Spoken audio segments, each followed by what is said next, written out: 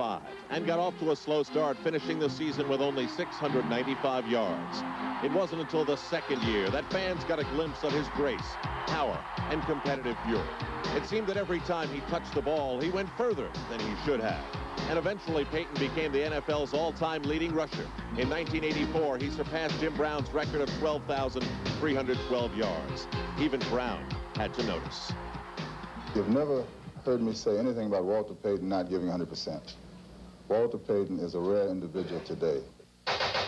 Personal accolades abounded, but Payton was the only bright spot on continually dismal Bear teams. All that changed in 1985 when the team crazed not only the city of Chicago, but the whole country, shuffling their way to the Super Bowl victory. We're so bad, we know we're good, blowing your mind like we knew we would.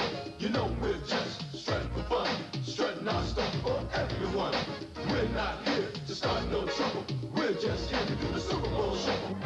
These days, Payton wears the status of a celebrity, and he wears it well. You might find him in black tie with those who have more, but more likely spending time with those who have less. Then there are the commercials, of which he does many that make him money. His personality sells. You've been in everybody's living rooms now for over 10 years. How's it feel to be in everybody's kitchens? You know, it's funny you should mention that, because have you ever noticed whenever you throw a party or something at your house, everybody ends up in the kitchen? So I think that's the place to be. For the man they call Sweetness, there have been challenges, and there will be more. And now joining us from our ABC station in Chicago, WLS, is Walter Payton. Walter, I know for you the current challenge in football is to somehow gather up enough money and find a franchise somewhere in the National Football League. You've met with Commissioner Pete Rozelle. What's the current status? Well, at this point, the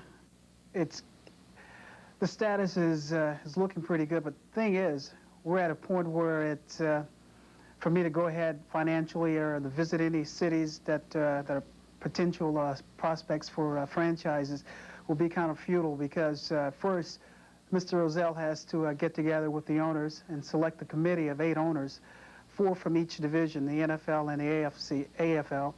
And what they do is they select the city. Okay, after they select the 2 sites, which he's going to select the committee either the 1st of October or either the 1st of March.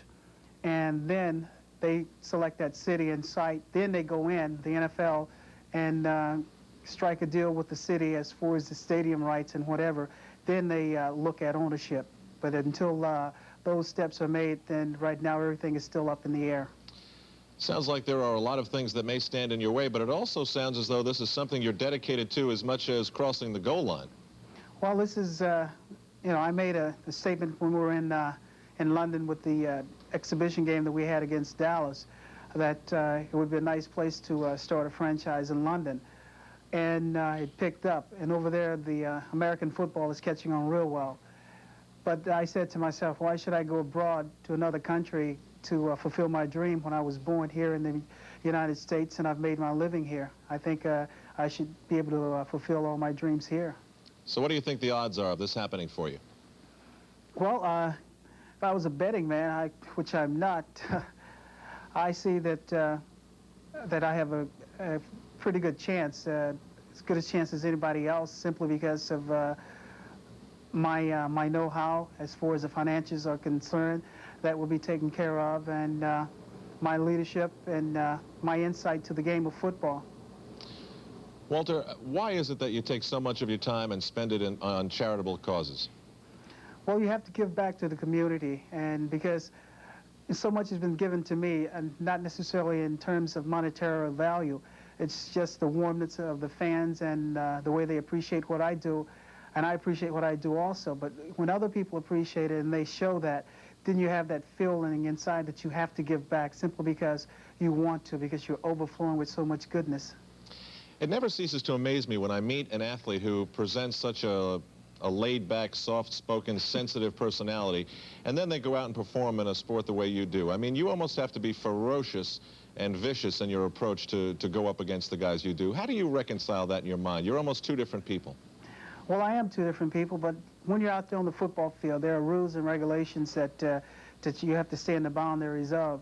And as long as you stay in those, then you can play the game as hard as you want. And that's the way I approach it. I try to approach it as fair as I can. I'm sure there'll be some defensive linemen or some linebackers that said that I maybe took a shot, a cheap shot, or I maybe took a shot that may have ended a career. But in the heat of battle, those things happen, because it's happened to me. I've been on the receiving end, and you have to take those things in stride and realize that it is one of those games of emotion, and then a lot of times you can't control your actions. What is the current status, as you know it, of the NFL Players Association and the NFL and the collective bargaining agreement? At this point, we're still waiting to hear from, you know, Gene Upshaw as to what direction the players are going to take. Hopefully it'll be one that will lead to a very quick and very happy solution for both sides. Do you think there'll be a strike? Well, I'm hoping that it won't be. I've been through one strike, and I saw what can happen there. And when you do go through a strike, the only people that lose are the fans, simply because the game is interrupted and players are interrupted as far as their thinking, conditioning, and they don't benefit the fullness of what the game is supposed to be. Walter, thank you very much for joining us tonight from Chicago. I should tell you Walter was feeling a little under the weather today. He has just returned from London, where he took part in yet another charitable event, at which time the royalty in England knighted him. Now we can call him Sir Walter Payton. But isn't that what the linebackers in the NFL have been calling him anyway? We'll return on Monday Sports Night in a moment. Monday Sports Night is brought to you by Wilson Sporting Goods Company, where last season, and at this point, that was the end of it. He goes down, and a while after that, he underwent rotator cuff surgery. He's joining us now live from Fort Lauderdale. And Jim, I'll ask you a question. We understand you are not going to play tonight, but how is the rehabilitation coming for you? Well, Frank, at this point in time, I think it's doing pretty well. You know, last couple of days in practice, I haven't done too much because I've gotten a little sore. But the doctor feels I'm way ahead of schedule right now, and I just have to not push myself and irritate the thing more than it is right now. You know, I remember that one pass you threw in Minnesota. You went to the left and you threw back for a touchdown. You guys were down 9 points. You came off the bench and you won it. Will you be able to throw that kind of a football by the beginning of the season, going left and whipping it downfield like you did to the right? Well, I hope so, but you know, I can't really tell at this point. It's going to take a little bit more time for it to get stronger, and then you know, I just take it day by day, and we'll see what happens. Jim, I know every athlete during an off season, when he's trying to rehabilitate himself, has a timetable in mind. If you look at where you are right now, are you a little disappointed that you're not further along? Well, I'm disappointed I'm not further along, but yet I'm happy that I'm as far along as I am, because this type of surgery, the doctor told me it would take at least a year for it to fully heal. So, you know, I'm very happy with the progress I've made, but frustrated it couldn't be any further right now. I saw where you said that if I plant my feet, if I go through a classic throwing motion, my arm isn't bothering me. It's when I have to throw off balance or whether I have to throw on the spur of the moment. Is that still the case? Yeah, at this point it is. You know, you gotta, but as you know, Dan, you can't always sit there and set your feet before you throw the football. You got to get rid of it in certain spots, and my arm isn't strong enough right now to do that. The Bears, as you look at them right now, Jim, are they ready to get it back on track? Are they solid again? I understand one other thing, that you and Mike Ditka have a different way of communicating this year. Is that true? You're going to be talking a little more frequently? Well, I think last year some things got knocked out of proportion, and you know, now if I have any problems, I'm going to go right to Mike, and rather than go through the channels I went through last year. I don't think he was told certain things that I said I was hurt, and you know, it just didn't work out last year. So I'm going to go right to the source, and I think we're getting along pretty well right now. Jim, looking forward to that Giants opener on the 14th, that Monday night game? Well, I'm looking forward to getting back playing. I don't know if it's going to be you know, next week or the week after or on the 14th. I'm just excited to be able to come back and play as soon as I can.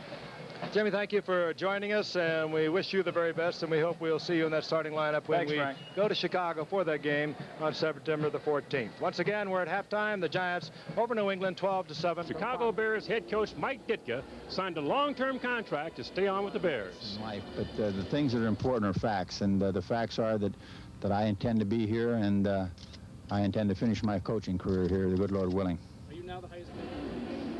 There's some speculation that Mike might leave the Bears to join the Detroit Lions, where his friend Jerry Venisi is now employed, but apparently Mike's heart is still in Chicago.